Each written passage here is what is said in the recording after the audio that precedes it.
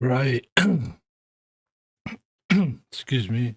Right. Let me show you something that should terrify every person in the country.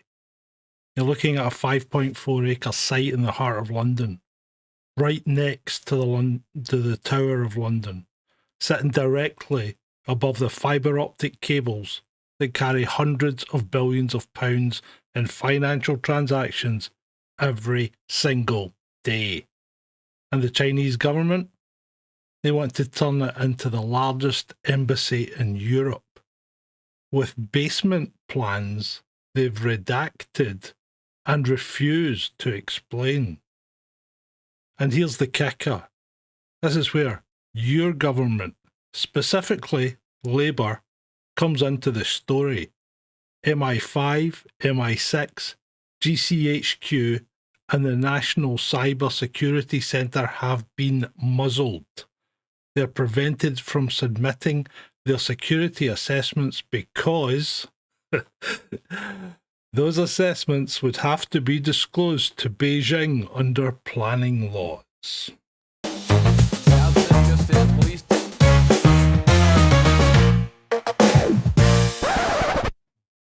Well, here we go.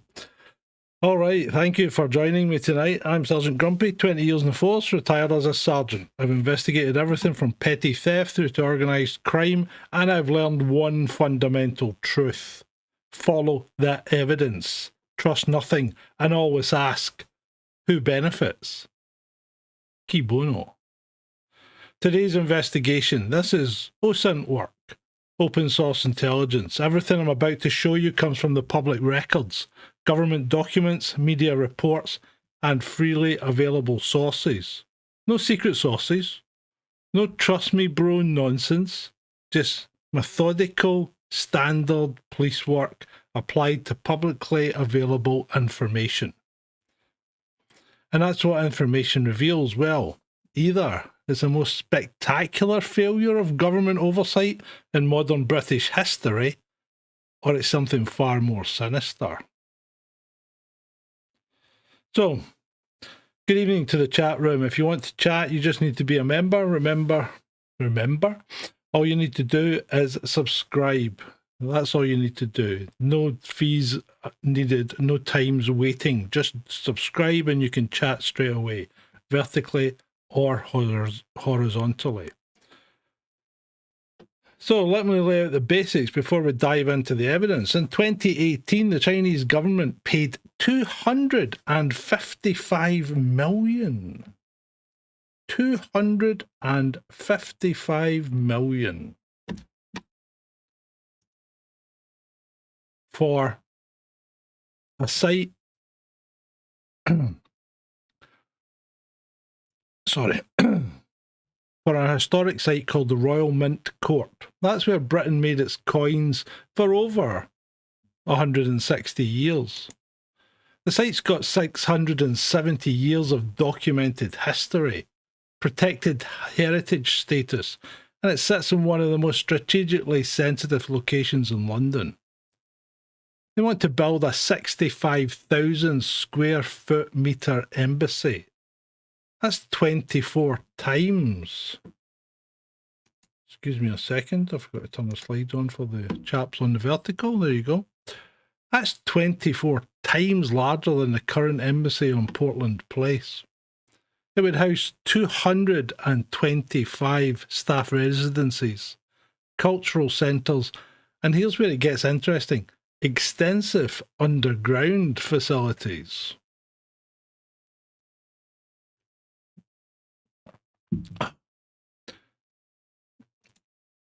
So, as you can see, judging by the size of the current embassy and the proposed site of the new one, it's a substantially larger proposition altogether.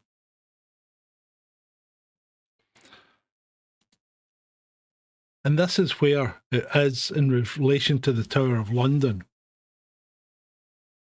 St. Catherine's Dock, I believe, yes, was right beside it.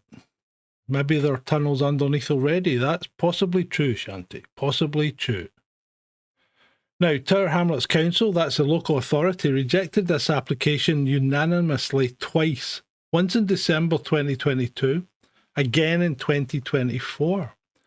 The residents don't want it. The local Hong Kong diaspora, that's 285,000 people that have been allowed in from Hong Kong, are terrified of it, and our intelligence services can't formally oppose it. And this is what caught my attention. 2 weeks. Just 2 weeks after Labour won the election, China resubmitted the exact same application they'd had rejected twice. Just 2 weeks. And then in November 2024, Xi Jinping himself, the president of China, personally lobbied Prime Minister Starmer at the G20 summit to approve this planning application. Just let that one sink in for a little bit. When was the last time you heard of a national leader personally lobbying over a planning application? Don't count Donald Trump, because I'm sure he's done it.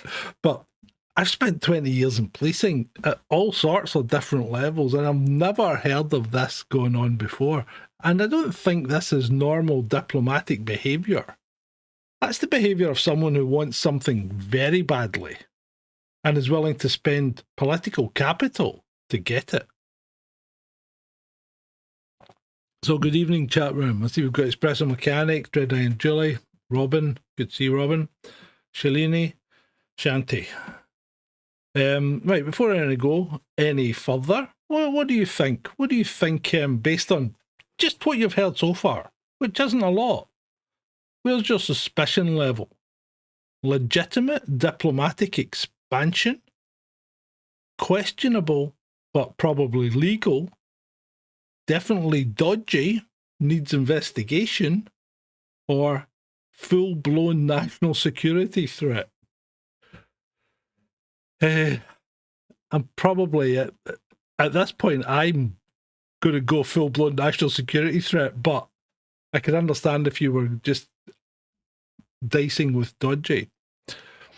Right. First rule of any investigation involving property and large sums of money: follow the ownership chain, because that's where we find the patterns. So let's start. Let's start in 2010, when the Queen, because it was the Queen then, the Crown estate, owned by the monarch in the right of crown, sold this site off in an off-market transaction for £51 million to a company called DV4. DV4. I'd never heard of them. But DV4 real estate asset management is is registered in the British Virgin Islands. Classic offshore structure. And DV4 is wholly owned by a company called Delancey, which has been backed by a certain George Soros since 1998. Now, this sale, and it was kept a confidential secret until 2010, and that's unusual for a public asset disposal. You'd expect transparency, public bidding process, scrutiny, instead of off-market, confidential, offshore entity. Now, Delancey's another real estate asset management company based in Europe. So, the firm has been involved in high-profile projects such as the redevelopment of London's Olympic Village and a 2011 joint venture with Qatar, where they acquired 1,400 apartments for $557 million, and the conversion of the Olympic Broadcast Centre into a tech hub. Other notable investments include the 2020 acquisition of Royal Mint Court from the Crown Estate, and office buildings like 6 Chesterfield Gardens in 2003. The company has faced controversy, including its role in the 2005 sale of UK Inland Revenue buildings to the Bermuda-based Mapley, in which it held a stake. Criticised for misleading claims about the buyer's UK status and the appearance in the Panama Panama Papers, and we'll come back to them at a later date. Now,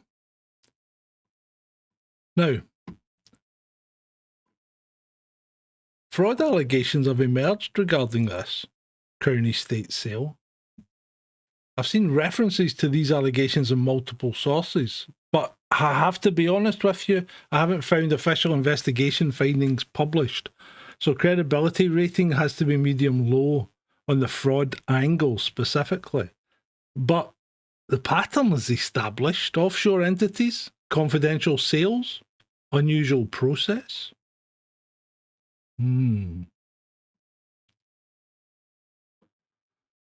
2014, the site goes into administration and gets acquired by LRC Group. That's Yehudi Barashi's company for $49.5 million, almost exactly what the Crown Estate got in 2010. Delancey and LRC form a joint venture.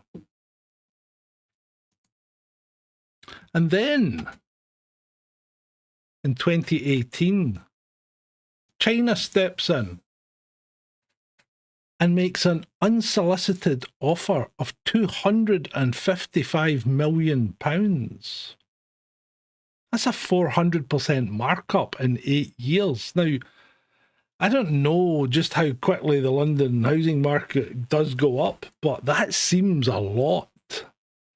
So from 51 million in 2010 to 255 million in 2018. And for a site that needs massive development work and had serious planning constraints.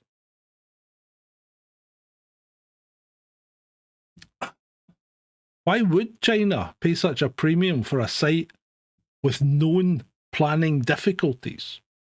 Why is this specific site when there are other large sites in London that are better access, less problem, more planning likelihood?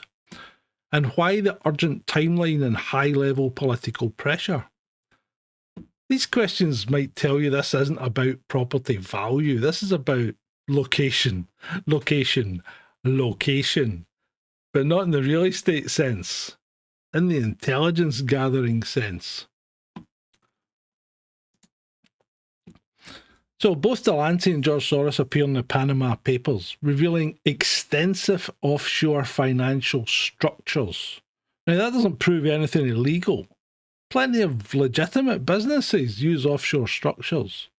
But it does raise questions about transparency in the property chain leading to Chinese acquisition. The ownership chain facts are high confidence. We know this happened. Multiple sources, company records, press releases confirm the transactions. The suspicious nature? That's circumstantial due to the location, but it is compelling. Right, let's move on from questionable property dealings to clear national security threat. And this is where the Labour government's behaviour becomes, well, let's just say it becomes highly suspect. So this is the redacted areas of the basement. So the Chinese embassy submitted the planning application with basement areas completely blacked out. No explanation, just security reasons. Remember, if this planning gets the go-ahead, this effectively doesn't become our soil. Therefore, we don't have the capability of going in and investigating it. So it just sounds really, really suspect to me, doesn't it? So in August 2024, Deputy Prime Minister Angela-Rayner, and you thought you'd got rid of her, demanded that China explain these redacted plans by August the 20th. The deadline came and went. China refused. Now, you don't have to be a cop to realise when someone refuses to explain what they're hiding, that tells you everything you need to know. Legitimate security concerns? You can address those with security-cleared planners.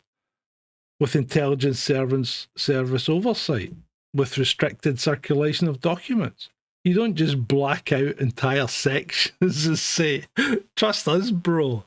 That's not how it works.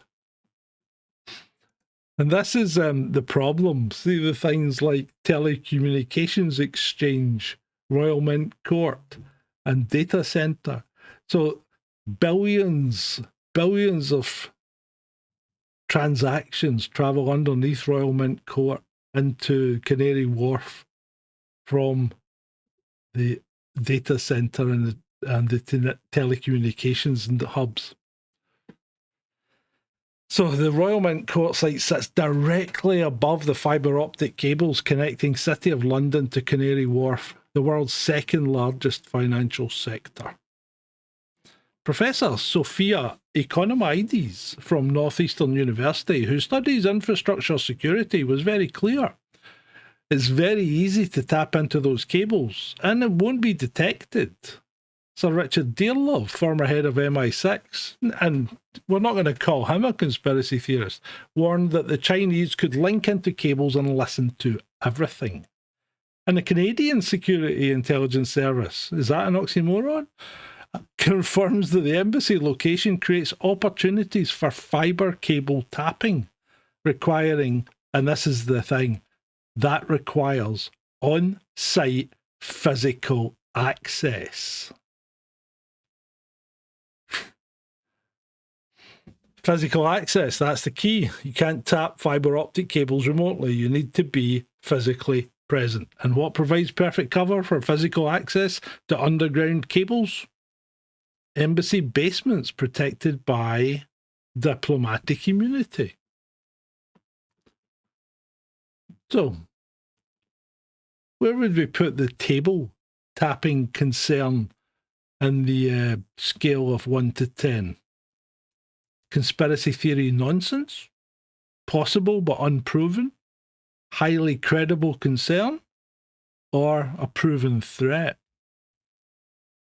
Shanty's on the 10, Robin's at 22.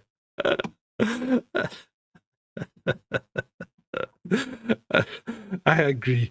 I've got to agree. I think it's not necessarily proven. They haven't done anything yet, and we don't have surveillance footage of Chinese engineers installing the taps, but the capability is confirmed by multiple expert sources. The opportunity is established by the location, and the intent is suggested by the refusal to explain basement plans. So, high confidence on the capability and opportunity, medium confidence on active intent. Circumstantial, but compelling. And we do know Xi, Robin, we do. He would do it. He would do it. He wouldn't tell you he was doing it, but he'd do it. And then there's a strange underground tunnel. The planning documents reveal an underground tunnel connecting the main embassy house to a separate building. Why? What's the purpose? China won't say. And the plans are redacted. These aren't the actual plans, these are just blueprints. Lord Banner QC, ranked to number 2, are ranked in the top 2 silks in the Planning Law Survey of 2024. Lord Banner QC has issued a legal opinion stating that approval would be unlawful without full disclosure of these plans. So a senior legal expert is saying that approving this would break the law, and yet the government is seriously considering approval.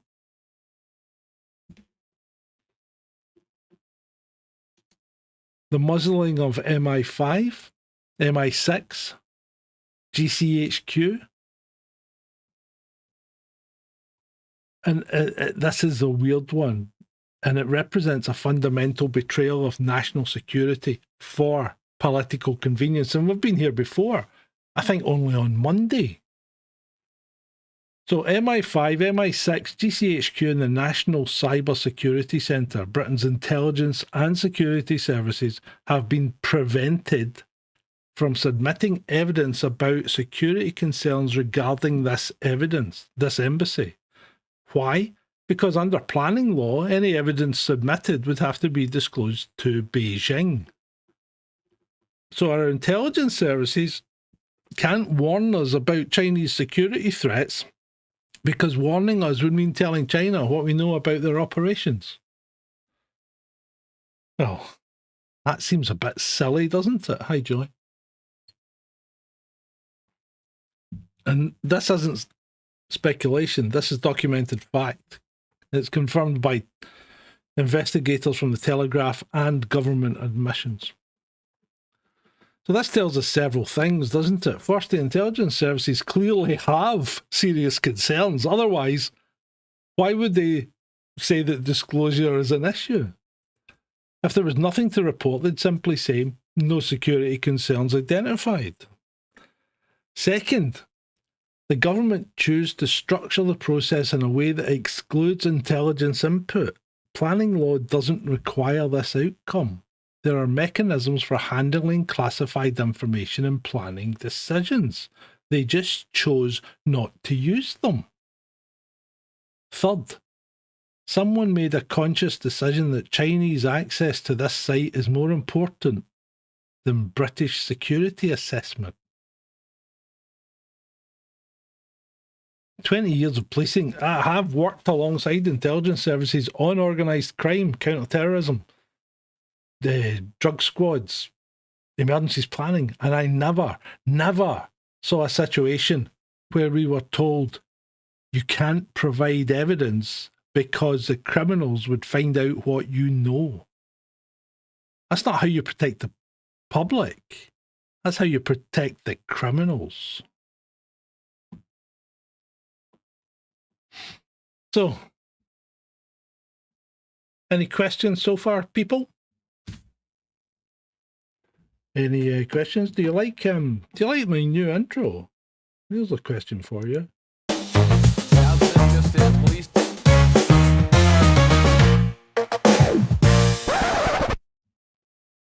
Did you like that? Is it any good?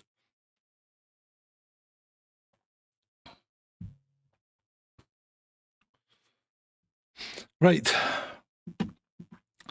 So all the mechanisms to avoid giving China the details, but still including the security services concerns, are there. They just weren't used.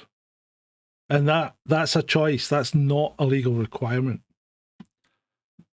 So, confirm the facts. Intelligence services have been prevented from submitting evidence that's documented and from multiple reliable sources. The implications that this represents a deliberate exclusion of security concerns from decision making. That's bad. So right now we get to the part that should concern every voter in the country, regardless of your political affiliation, because this is about how your government operates when foreign powers come knocking with money and pressure. So, July the 4th, 2024, Labour wins the general election. Yes, it does. China resubmits the identical planning application that had been rejected twice by Tower-Hamlets Council. 12 days on July the 16th, 12 days between Labour taking power and China resubmitting. China.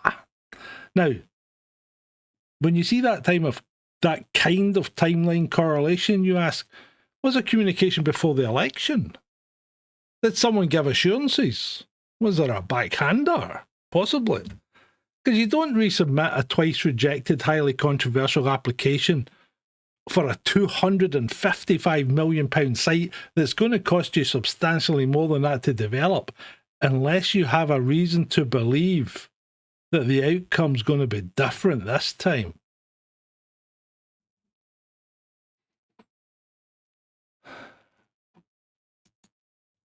So, Angela-Rayner, still Deputy PM and Housing Secretary at the time, demands an explanation again. That was the deadline of August the 20th. No deadline was met.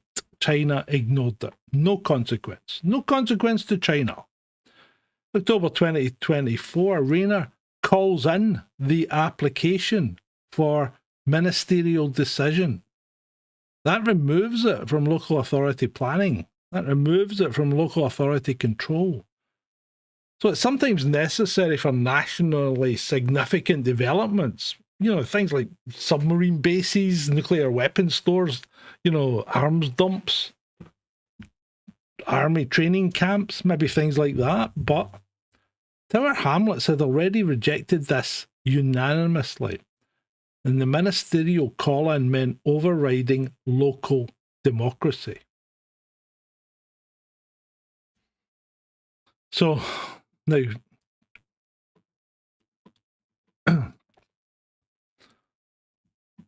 again, remember, November 2024, Xi Jinping personally lobbied keir-starmer at the G20. You build my embassy.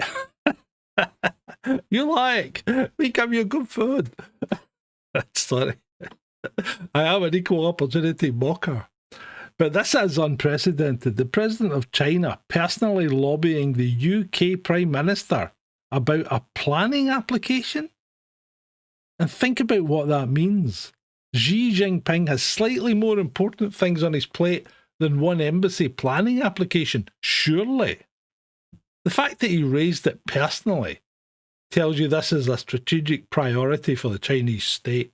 And going on what we said on Monday, almost certainly tells you that China is a clear and present threat to the national security of this country. So why would we entertain this? Why would we entertain it? January 2025, the Metropolitan Police, which had objected to the embassy for years, citing public safety concerns, mysteriously withdraws its objections. Why? After reviewing a study on protest capacity, a study that appears to have been funded by China.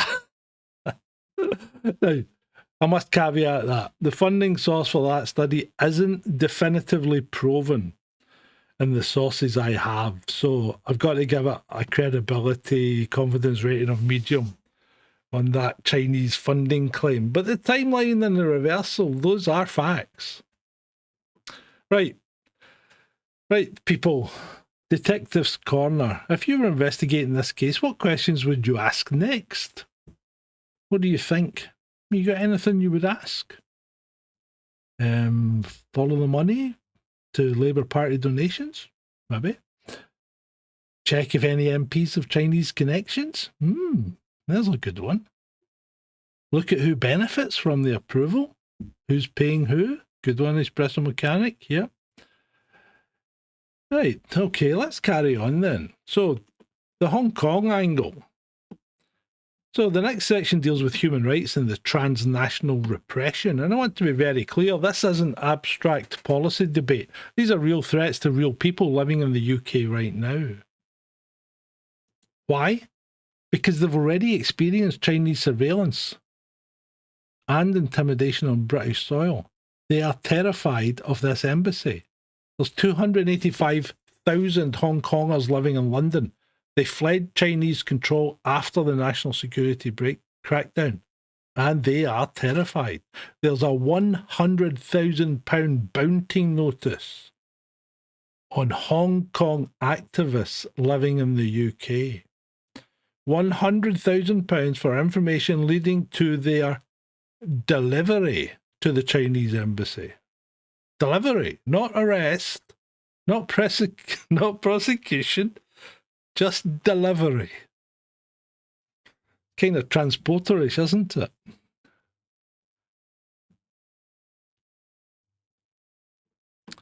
So letters have been sent to neighbours of activists offering rewards for information. That's active surveillance and intimidation happening here on British soil, targeting British residents. And then, of course, there was the secret Chinese police stations, wasn't there, which were supposed to all have been shut down in 2023. I don't know if they have or not, but there were illegal secret police stations in London and Glasgow. Certainly as short a time ago as 2023. And they weren't consular services, they were intimidation operations. MI5 repeatedly warned about Chinese infiltration attempts. Ireland too, says Shanti. Now, imagine you're a Hong Kong activist. You fled Chinese control, you claimed asylum in the UK, and now the Chinese government wants to build a 5.4 acre sovereign territory, because that's what embassies are, sovereign territory, the size of 24 times their current embassy, with extensive surveillance capabilities, right in the middle of London, and with secret, unrevealed underground rooms. How safe would you feel? 225 residencies in that place as well. How many people are they going to bring in? And this isn't all paranoia, you know. This is Christine Lee. And the Christine Lee case proved that Chinese agents infiltrated Parliament. She donated £500,000 to Labour MP Barry Gardiner. She was officially warned by MI5 as a Chinese agent. And that's documented. Chinese intelligence operations targeting British political figures are not theoretical. They are proven. So, Christine Ching Ki Lee. And there's a thing to bear in mind. If you're ever having to deal with Chinese, forget their English name. That means nothing. That's just it's a mere bagatelle, you know. They just use it to make them seem like they've blended in. But the Chinese all have three names. They have a given name, a chosen name, and a family name. And if you ask them for their three names, they will be surprised and reluctantly give you them.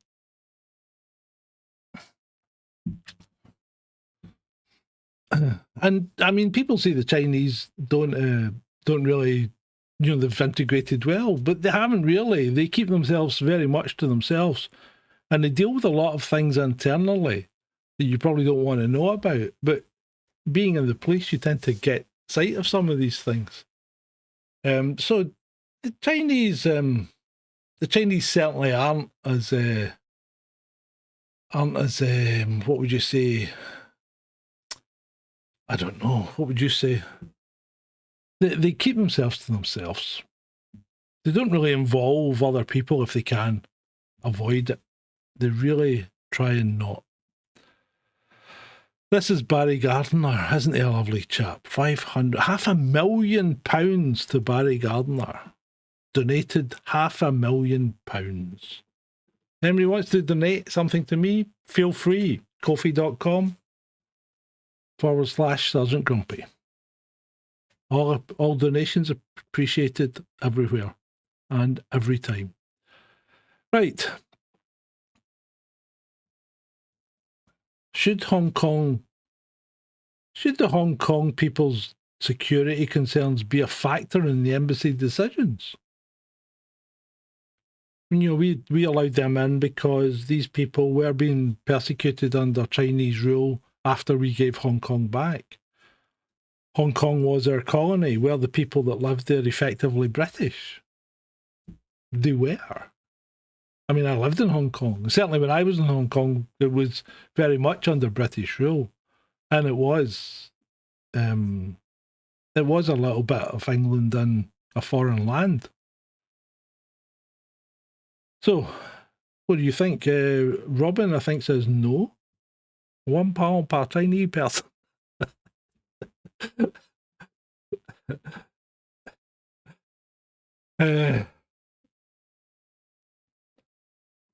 Moving on. So where does this put us right now? So the public inquiry into this was held in February 2025. In June 2025, the Planning Inspectorate reportedly recommended approval. Now, I say reportedly because it's not been officially confirmed. It's based on media reports citing government sources. So it's a reasonably credible, report. And multiple reports as well, but not official documentation, so no official, rubber stamp yet. The current status officially is a decision is pending from the Housing Secretary, Steve Reed. The original deadline was extended to October the 21st, 2025. So we are only days away from that. And we'll come back and visit it when that happens. The decision is indeed imminent. Steve Reed replaced Angela-Rayner as the Housing Secretary. He's inherited this decision, and he's facing a legal opinion from Lord Banner. Remember Lord Banner? One of the top two silks. I can't get over the way these guys address themselves, saying approval would be unlawful. Threats of judicial review from residents and opposition MPs. Intelligence services unable to provide formal assessments, not openly anyway. Twice rejected application by the local authority and taken away the third time.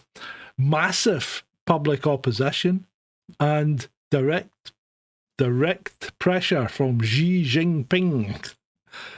So, what would be the basis for approval? What evidence favours approval?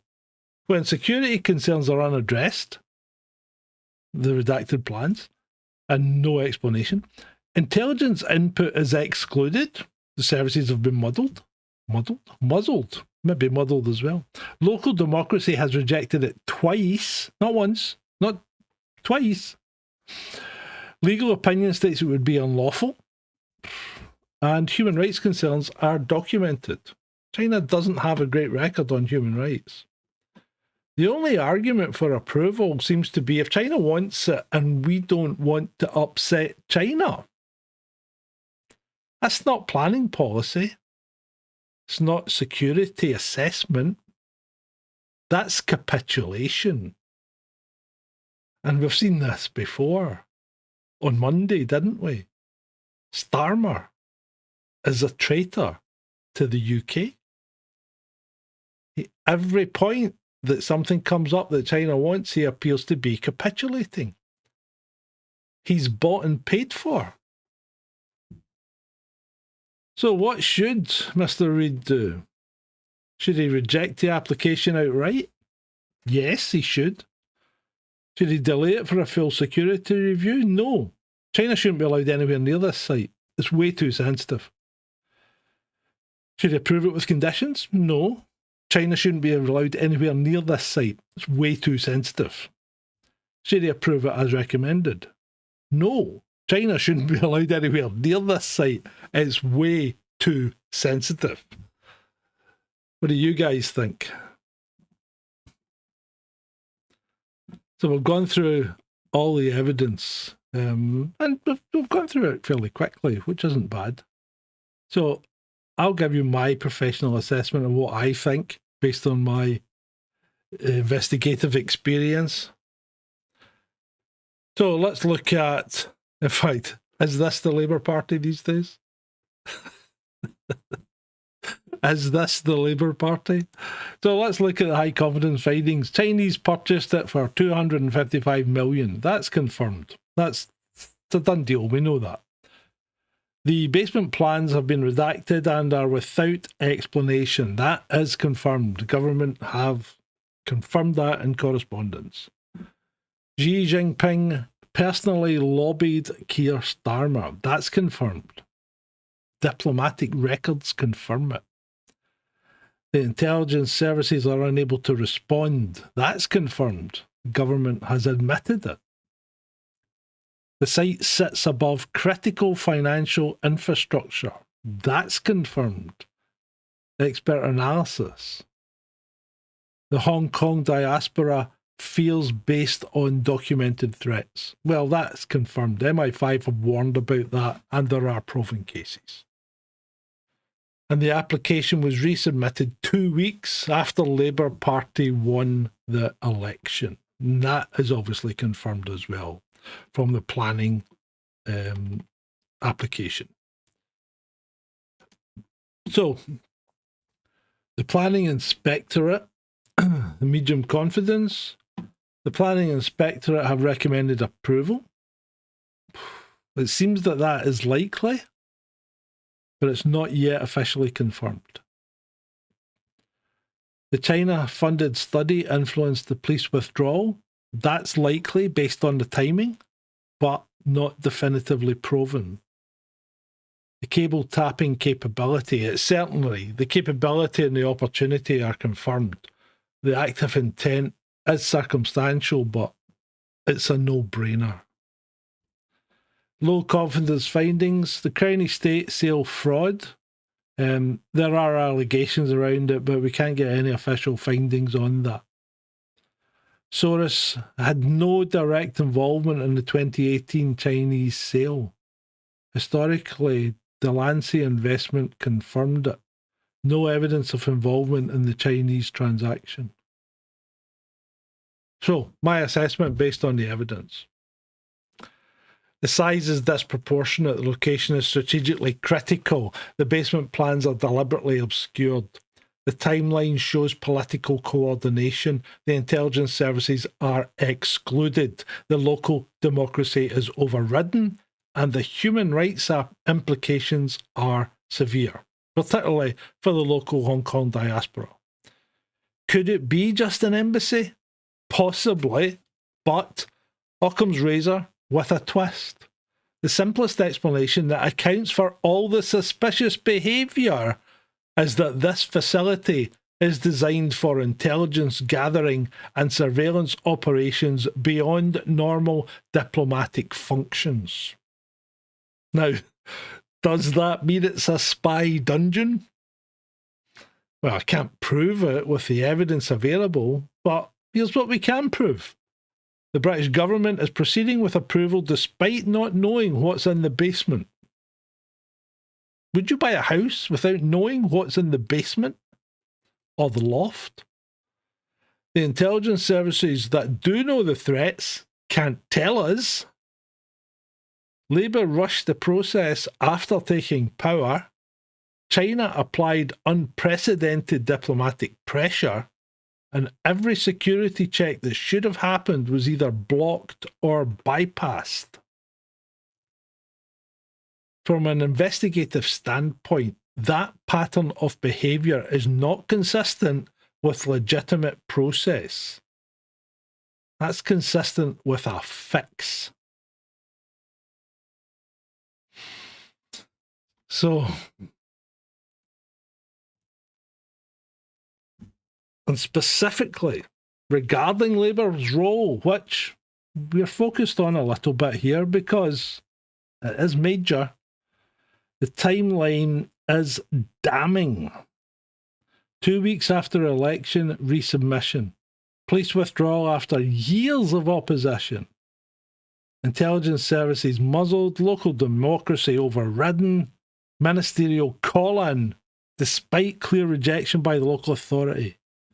Either Labour is spectacularly naive about Chinese intelligence operations, which, given the Christine Lee case, MI5 warnings and secret police stations, would be inexcusable ignorance, or they've made a political calculation that Chinese economic relationship is more important than national security. Neither option is acceptable.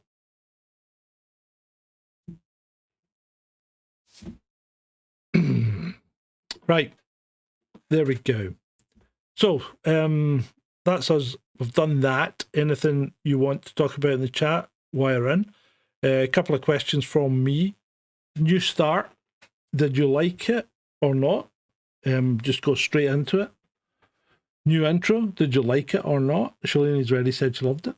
Well, thank you, Shalini. Appreciate it.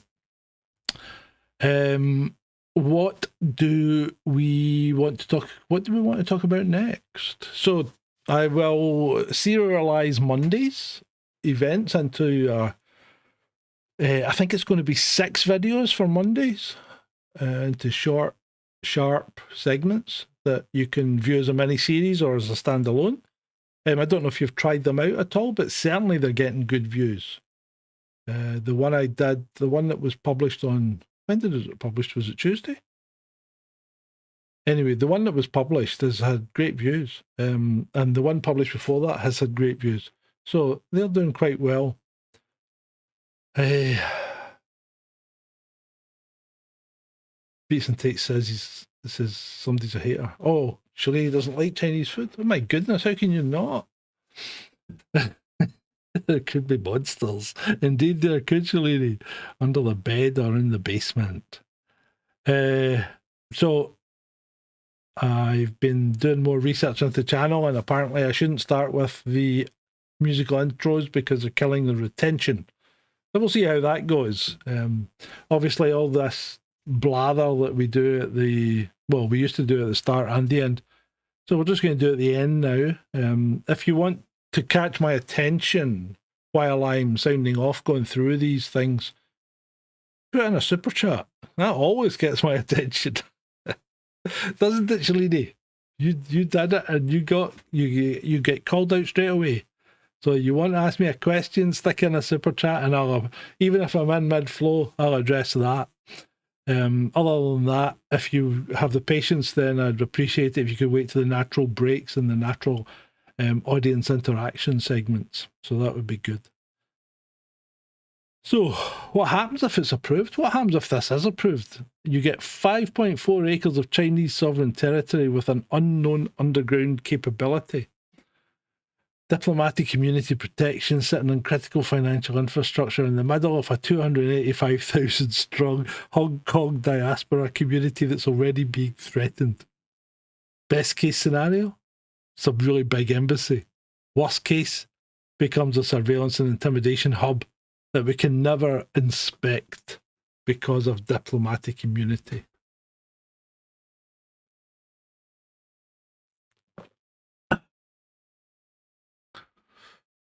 It'd be interesting if it does get approved. There will be legal challenges against it, especially with Lord Banner's legal opinion stating that approval would be unlawful without full disclosure. There's got to be multiple grounds for rejection. So we'll see what happens. But we'll come back on October the 21st and see what's happening. It might be extended again. They might push it back. It has been pushed back multiple times already. But at some point, they're going to have to make a decision. Oh, excuse me.